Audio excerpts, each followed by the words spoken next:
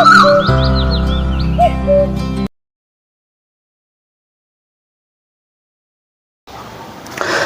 TV YouTube ವೀಕ್ಷಕರಿಗೆ ನಾನು ಹೃದಯಪೂರ್ವದ ನಮಸ್ಕಾರ. ಫ್ರೆಂಡ್ಸ್, ನನ್ನ ಹೆಸರು ಬಂದರೆ ಡಾಕ್ಟರ್ ಕಾವಡಿ ಸತೀಶ್ ಕುಮಾರ್. ಈ ವಿಡಿಯೋದಲ್ಲಿ ವೈರಲ್ ಇನ್ಫೆಕ್ಷನ್ ಬಂದರೆ ಅಂದರೆ sexually transmitted infection STD infection ಬಂದರೆ ವೀರ್ಯ ಅಣುಗಳು ಕಡಿಮೆ ಆಗುತ್ತಾ ಹೇಳಿ ಸರ್. ನಾನು ಈ ಕ್ವಶನ್ ರೀಸೆಂಟ್ವಾಗಿ ತುಂಬ ಜನ ಕೇಳಿದ್ರು ಫ್ರೆಂಡ್ಸ್. ಸೊ ಈ ವಿಡಿಯೋದಲ್ಲಿ ನಿಜವಾಗಲೂ STD ಇನ್ಫೆಕ್ಷನ್ ಬಂದರೆ, ಅಂದರೆ ವೈರಲ್ ಇನ್ಫೆಕ್ಷನ್ ಬಂದರೆ, ಸೊ STDನಲ್ಲಿ ವೈರಲ್ ಇನ್ಫೆಕ್ಷನ್ ಇದೆ, ಬ್ಯಾಕ್ಟೀರಿಯಾ ಇನ್ಫೆಕ್ಷನ್ ಇದೆ. ಬಟ್ ವೈರಲ್ ಇನ್ಫೆಕ್ಷನ್ ಬಂದ ಮೇಲೆ ವೀರ್ಯ ಅಣುಗಳು ಕಡಿಮೆ ಆಗುತ್ತಾ? ಸೊ ವಿಡಿಯೋದಲ್ಲಿ ಡೀಟೇಲ್ವಾಗಿ ಕ್ಲಿಯರ್ವಾಗಿ ತಿಳಿಸ್ಕೊಡ್ತೀನಿ ಫ್ರೆಂಡ್ಸ್. ವಿಡಿಯೋ ಯಾರಾದರೂ ನಮ್ಮ ಚಾನಲ್ ಫಸ್ಟ್ ಟೈಮ್ ವಿಸಿಟ್ ಮಾಡಿದ್ರೆ ಕೆಳಗಡೆ ಸಬ್ಸ್ಕ್ರೈಬ್ ಮಾಡಿದ್ವಿ, ಸೊ ಕ್ಲಿಕ್ ಮಾಡ್ಕೊಳ್ಳಿ, ಸಬ್ಸ್ಕ್ರೈಬ್ ಮಾಡ್ಕೊಳ್ಳಿ. ಅದರ ಪಕ್ಕದ ಬೆಲ್ ಐಕಾನ್ ಇದೆ, ಸೊ ಕ್ಲಿಕ್ ಮಾಡ್ಕೊಳ್ಳಿ, ಆಕ್ಟಿವೇಟ್ ಮಾಡ್ಕೊಳ್ಳಿ. ಹೋದ್ರೆ ವಿಡಿಯೋನು ಕಂಪ್ಲೀಟ್ವಾಗಿ ವಾಚ್ ಮಾಡಿ ಫ್ರೆಂಡ್ಸ್, ಹಂಗೆ ನಿಮಗೆ ಅರ್ಥ ಆಗುತ್ತೆ. ಓಕೆನಾ? ಟಾಪಿಕ್ಕಿಂದ ಹೋಗಿದ್ರೆ ವೈರಲ್ ಇನ್ಫೆಕ್ಷನ್ ಬಂದ ಮೇಲೆ ವೀರ್ಯ ಅಣುಗಳು ಕಡಿಮೆ ಆಗುತ್ತಾ ತುಂಬ ಜನ ಕೇಳಿದ್ರು. ಒಂದೊಂದು ನೋಡ್ತೀನಿ friends.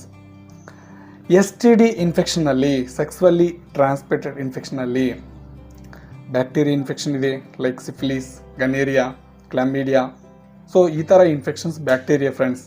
But some infection HPV, human papilloma virus, herpes simplex virus, so ಈ ಥರ ಇನ್ಫೆಕ್ಷನ್ಸ್ ಎಲ್ಲ viral infection.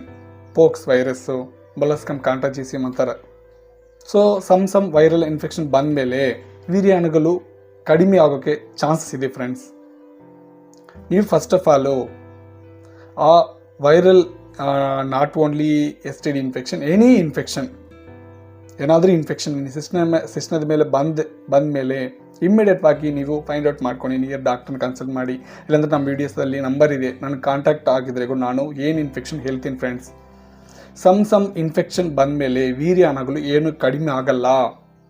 But some infections ಬಂದ ಮೇಲೆ ವೀರ್ಯ ಅಣುಗಳು ಕಡಿಮೆ ಆಗೋಕ್ಕೆ ಚಾನ್ಸಸ್ ಇರುತ್ತೆ. ಯಾಕಂದರೆ ಸೊ ವೈರಲ್ ಇನ್ಫೆಕ್ಟ್ ಆಗಿದ್ರ ಮೇಲೆ ಸ್ಪರ್ಮ್ ಕೌಂಟು, ಅದರ ವೀರ್ಯ ಅಣುಗಳು ಒಂದು 10 to 20% ಡ್ಯಾಮೇಜ್ ಆಗುತ್ತೆ. ಬಟ್ ರಿಮೈನಿಂಗ್ ಡ್ಯಾಮೇಜ್ ಆಗೋಕ್ಕೆ ನೀವೇ ಕಾರಣ ಫ್ರೆಂಡ್ಸ್, ನೀವೇ ರೀಸನ್. ಯಾಕಂದರೆ ಸೊ ಇನ್ಫೆಕ್ಷನ್ ಬಂದ ಮೇಲೆ ತುಂಬ ಜನ ತುಂಬ ಸ್ಟ್ರೆಸ್ನಲ್ಲಿ ಇರ್ತಾರೆ, ತುಂಬ ಟೆನ್ಷನ್ಸ್ ಆಗುತ್ತೆ.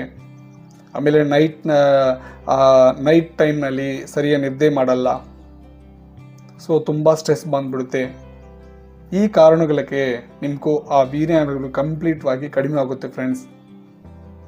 ಸೊ ಸಮ್ ಪೇಷಂಟ್ಸ್ ನಾನು ಕಾಲ್ ಮಾಡಿ, ಸರ್ ನನಗೂ ಸೂಸೈಡ್ ಮಾಡ್ಕೊಂಡಿದೆ, ಆ ಥಾಟ್ಸ್ ಬರುತ್ತಾ ಇದೆ, ನನಗೂ ಈ ಥರ ಇನ್ಫೆಕ್ಷನ್ ಇದೆ ಹೇಳಿದ್ರು ನನಗೂ. ಸೊ ಈ ಥರ ನೀವು ಆ ಥರ ಸ್ಟ್ರೆಸ್ಸು, ಟೆನ್ಷನ್ಸು, ನಾಟ್ ಸ್ಲೀಪಿಂಗ್ ಸರಿ ಇರಲ್ಲ.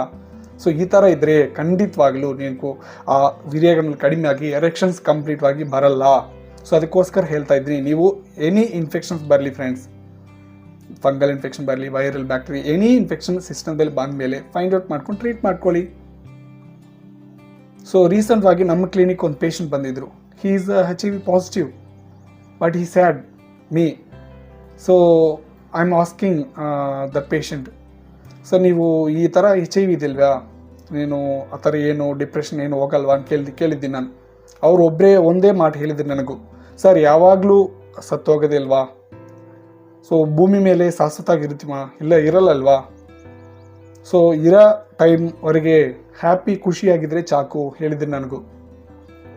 ಸೊ ನಾನುಗೋರ ಒಂದೇ ಹೇಳ್ತಾ ಇದ್ದೀನಿ, ಎನಿ ಇನ್ಫೆಕ್ಷನ್ ಭಯ ಆಡಬೇಡ, ಹೆದರ್ಕೋಬೇಡ, ಫಸ್ಟ್ ಪ್ರಾಬ್ಲಮ್ ನೋಡ್ಕೊಂಡು ಟ್ರೀಟ್ ಮಾಡೋಕ್ಕೆ ಟ್ರೈ ಮಾಡಿ ಫ್ರೆಂಡ್ಸ್.